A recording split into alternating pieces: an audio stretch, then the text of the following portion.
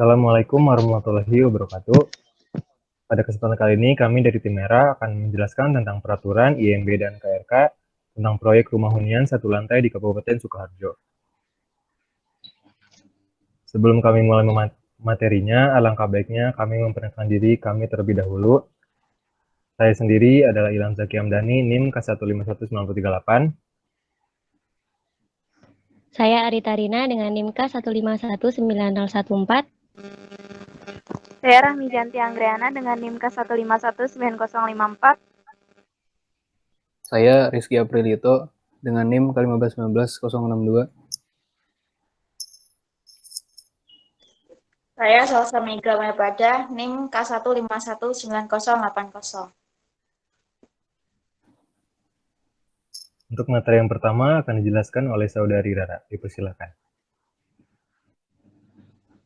Yang pertama adalah RT/RW atau Rencana Tata Ruang Wilayah Kabupaten Sukoharjo.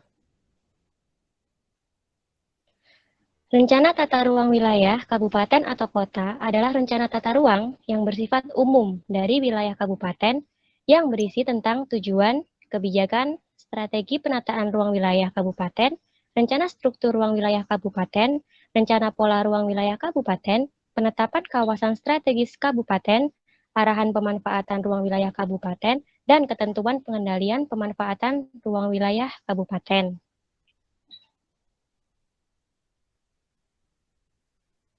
Lalu yang kedua, mengenai Rencana Detail Tata Ruang atau RDTR Kabupaten Sukoharjo. Rencana Detail Tata Ruang Kabupaten atau Kota yang merupakan rencana secara terperinci tentang tata ruang wilayah kabupaten atau kota dilengkapi dengan peraturan zonasi. RDTR merupakan penjabaran dari Rencana Tata Ruang Wilayah atau RT/RW Kabupaten ke dalam rencana distribusi pemanfaatan ruang dan bangunan serta bukan bangunan. Nah, dengan kata lain, RDTR ini mempunyai fungsi untuk mengatur dan menata kegiatan fungsional yang direncanakan oleh perencanaan ruang di atasnya dalam mewujudkan ruang yang serasi, aman, seimbang, nyaman, dan juga produktif. Yang ketiga adalah RTBL atau Rencana Tata Bangunan dan Lingkungan Kabupaten Sukoharjo.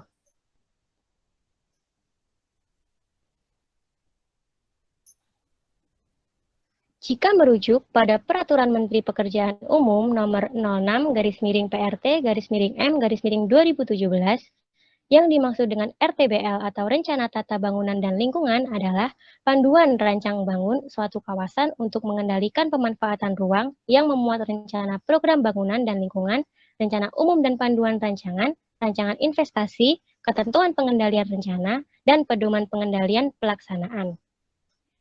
Rencana Tata Bangunan dan Lingkungan juga merupakan pengaturan tindak lanjut dari RT/RW Kabupaten atau Kota yang digunakan untuk mengendalikan pemanfaatan suatu kawasan dan sebagai panduan rancangan kawasan untuk mewujudkan kesatuan karakter dengan berbagai aspek, diantaranya yaitu aspek fungsional, ekonomi, sosial, dan juga ekosistem.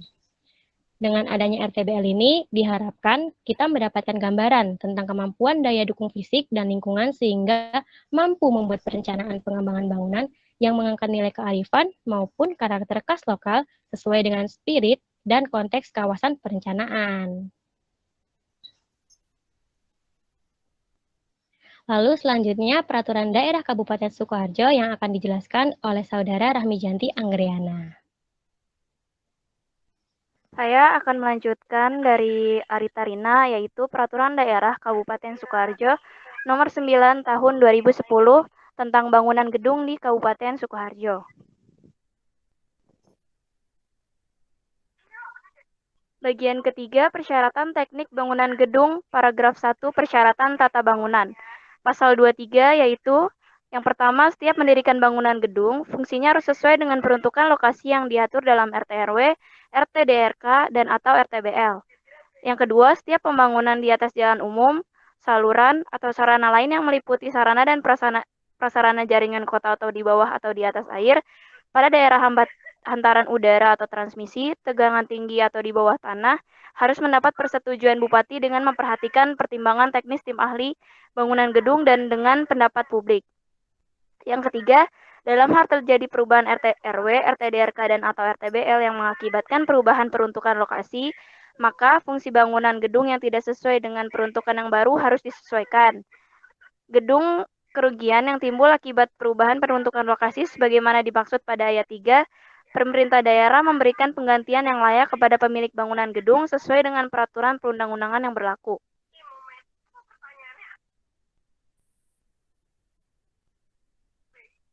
Subparagraf 2 berisi persyaratan intensitas bangunan.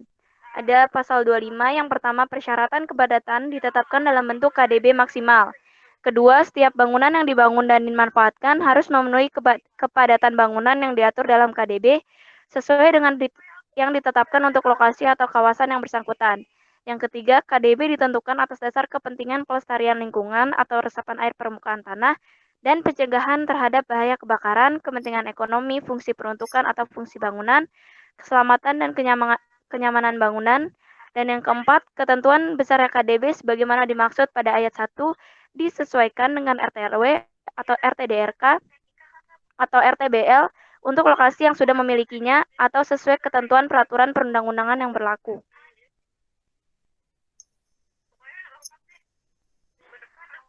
Dan yang terakhir ada pasal 26, yaitu yang pertama, setiap bangunan gedung yang didirikan tidak boleh melebihi ketinggian yang ditetapkan dalam RT/RW, RDTRK, dan atau RTBL untuk lokasi yang sudah memilikinya, atau sesuai ketentuan peraturan perundang-undangan yang berlaku. Yang kedua, persyaratan ketinggian bangunan gedung ditetapkan dalam bentuk KLB dan atau jumlah lantai bangunan. Yang ketiga, penetapan KLB dan atau jumlah lantai bangunan gedung didasarkan pada peruntukan lahan, lokasi lahan, daya dukung lingkungan, keselamatan dan pertimbangan arsitektur kota. Dan yang keempat, ketinggian bangunan gedung dan prasarana bangunan bukan gedung harus memenuhi batas keselamatan operasional pembangunan atau BKOP. Dan yang selanjutnya akan dilanjutkan oleh Saudara Rizky Aprilito. Ya, terima kasih. Selanjutnya saya akan membacakan untuk pasal 27. Yang pertama, setiap bangunan gedung yang didirikan tidak boleh melanggar ketentuan minimal jarak bebas bangunan yang ditetapkan dalam RT/RW, RDTRK, dan atau RTBL yang berlaku. Yang kedua, ada persyaratan jarak bebas bangunan yang meliputi: pertama, garis sempadan bangunan dengan as jalan, tepi sungai, saluran, jalan rel kereta api, sungai, waduk atau danau dan mata air, pipa gas, dan jaringan tegangan tinggi. Yang kedua, ada jarak antara bangunan dengan batas-batas persil, jarak antar bangunan, dan jarak antara as jalan dengan pagar halaman yang diizinkan pada lokasi yang bersangkutan, yang diberlakukan per kafling, per persil, dan atau per kawasan.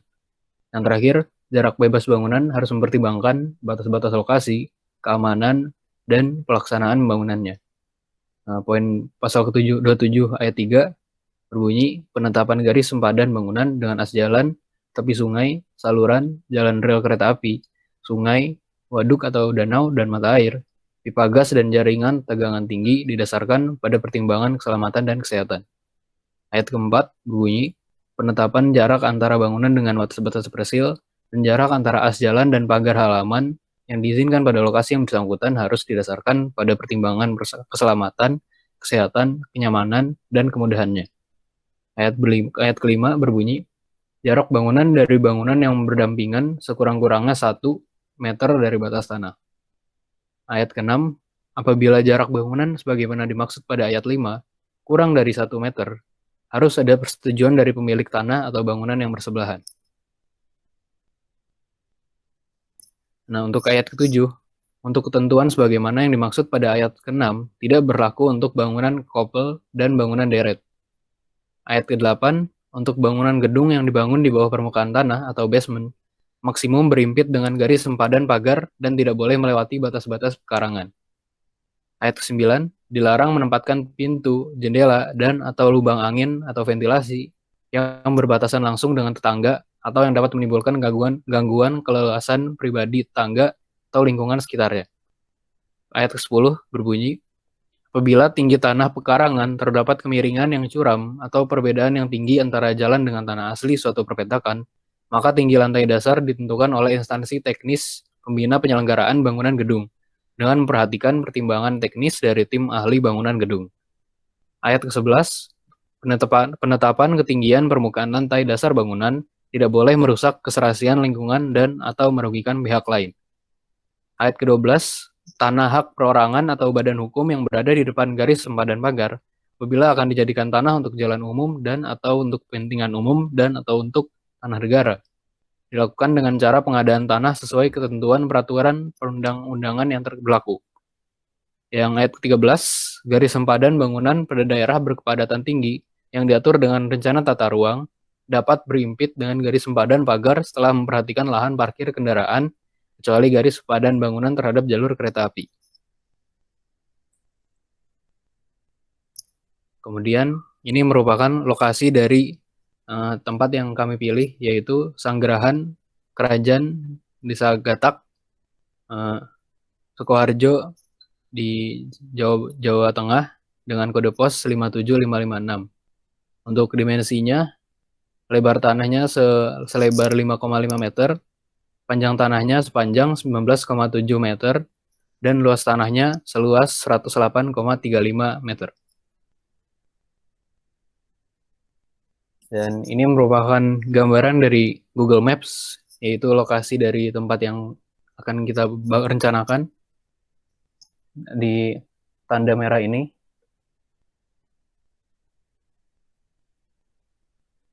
Selanjutnya ini merupakan tampilan dari tampak atas dari Google Maps juga.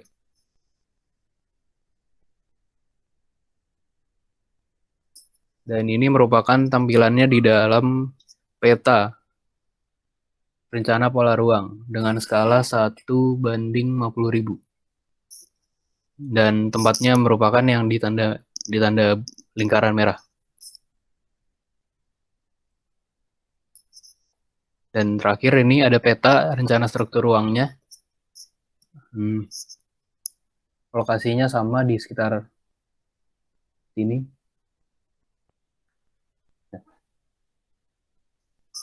Kemudian selanjutnya akan dilanjutkan oleh Saudara Zalza.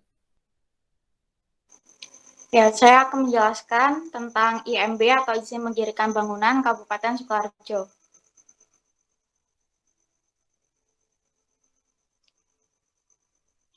Bupati Sukoharjo, Provinsi Jawa Tengah, Peraturan Bupati Sukoharjo Nomor 11 Tahun 2017 tentang tata cara dan persyaratan penerbitan izin mendirikan bangunan.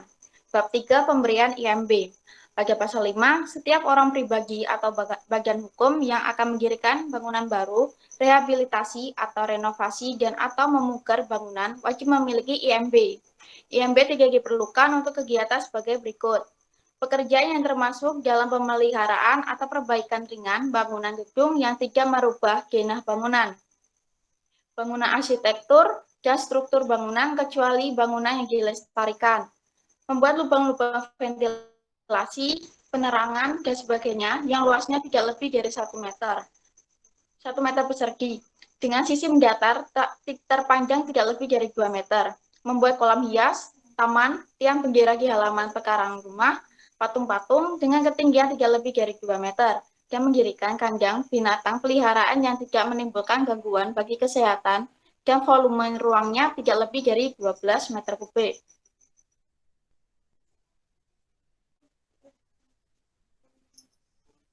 Lanjut ya. Selanjutnya, bab 5 pelaksanaan pembangunan. Pasal 21. Pelaksanaan pembangunan bangunan yang telah memiliki IMB harus sesuai dengan persyaratan teknis. Persyaratan teknis sebagaimana yang dimaksud pada ayat 1 ini meliputi fungsi bangunan gedung yang dapat dibangun pada lokasi bersangkutan, ketinggian maksimum bangunan gedung yang diizinkan, jumlah lantai atau lapis bangunan gedung di bawah permukaan tanah, dan koefisien tanpa basement atau KTB yang diizinkan apabila membangun di bawah permukaan tanah. Garis sempadan dan jarak bebas minimum bangunan gedung yang diizinkan, koefisien jasa bangunan atau KGB maksimum yang diizinkan, koefisien lantai bangunan atau KLB maksimum yang diizinkan, koefisien daerah hijau atau KDH minimum yang diwajibkan, dan jaringan utilitas kota dan keterangan lainnya yang terkait. Dasar bangunan KGB atau Building Coverage Ratio adalah angka persentase berdasarkan perbandingan jumlah luas lantai dasar bangunan terhadap luas tanah perpetakan atau daerah perencanaan yang dikuasai sesuai rencana tata ruang kota. Peraturan KJB ditunjukkan untuk mengatur proporsi antara daerah terbangun dan tidak terbangun, serta untuk mengatur intensitas kepadatan bangunan. KJB merupakan satu ukuran yang mengatur proporsi luas penggunaan lahan terbangun dan tidak terbangun pada satu coupling. Maksud luas lahan terbangun di sini adalah luas total lantai dasar, di mana pada suatu struktur bangunan yang kompleks memiliki aturan perhitungan tersendiri. Secara matematis, KJB dapat dinyatakan dalam persamaan luas tanah dikali besaran persentase KJB tiap daerah. Ketentuan pengaturan KJB bertujuan untuk yang pertama menjaga keseimbangan dan kelestarian lingkungan, lalu menciptakan keserasian lingkungan baru dan lingkungan lama yang sudah terbentuk. Dan yang terakhir, jaga keseimbangan antara bangkitan kendaraan yang ditimbulkan oleh bangunan dan rencana jaringan jalan.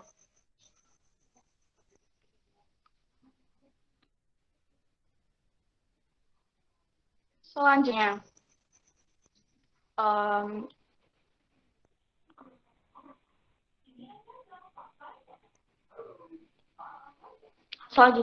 koefisien dasar bangunan.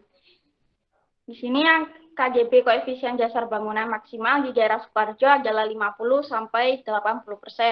Luas tanah yang kita miliki adalah 108,35 meter. Lalu luas efektif berarti 80% dari 108,3 meter, yaitu didapatkan angka 86,68 meter kubiknya oleh lagi. Oke, untuk selanjutnya adalah koefisien lantai bangunan.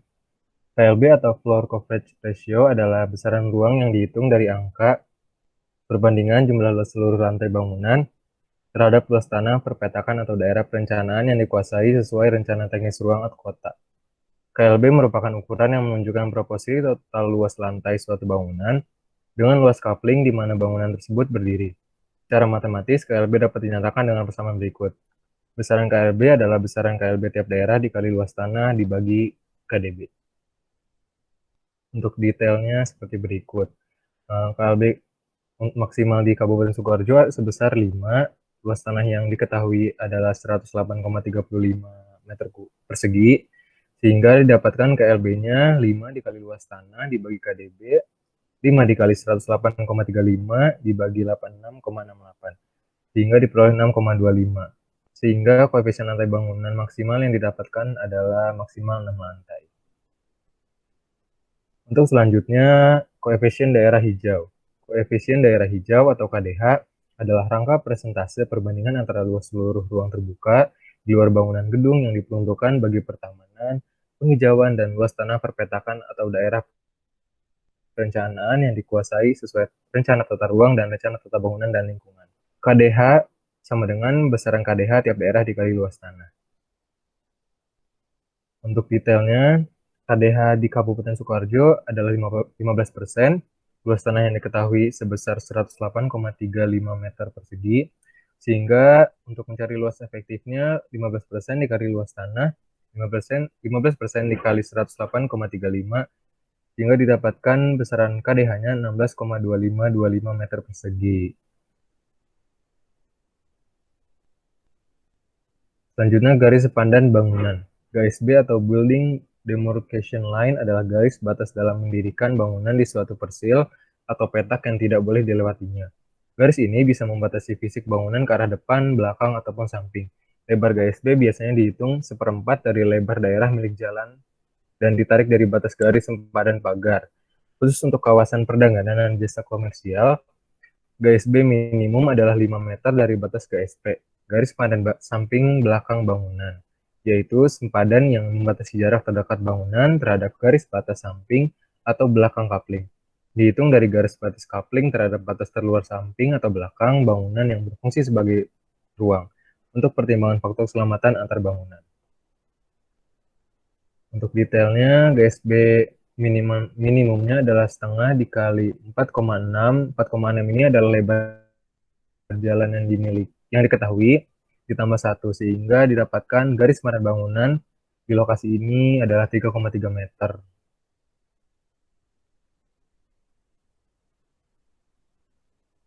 Sekian presentasi dan penjelasan dari kelompok kami. Terima kasih banyak. Thank you, arigatou gozaimasu. Wassalamualaikum warahmatullahi wabarakatuh.